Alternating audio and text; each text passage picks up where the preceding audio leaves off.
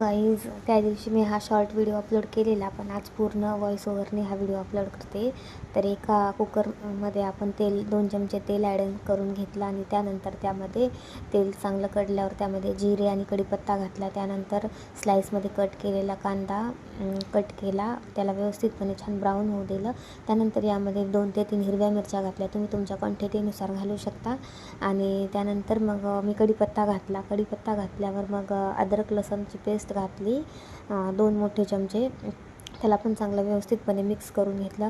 त्यानंतर यामध्ये स्लाईस केलेले टोमॅटो तुम्ही कोणत्याही शेपमध्ये करू शकता, टोमॅटो स्लाईस. त्यानंतर मग यामध्ये मी ॲड केले, माझ्याकडे होते गाजर, आलू नव्हते त्यामुळे मग मी गाजर टाकले आणि गाजर टाकून मीठ वगैरे टाकून व्यवस्थितपणे मिक्स केलं. आणि थोडंसं माझ्याकडे दही होतं शिल्लक, तर ते दही टाकलं आणि त्यानंतर हळद टाकली व थोडासा धने पावडर टाकला आणि बिर्याणी मसाला टाकला एव्हरेस्टचा आणि व्यवस्थितपणे मिक्स करून यामध्ये स्वच्छ धुतलेले तांदूळ टाकले.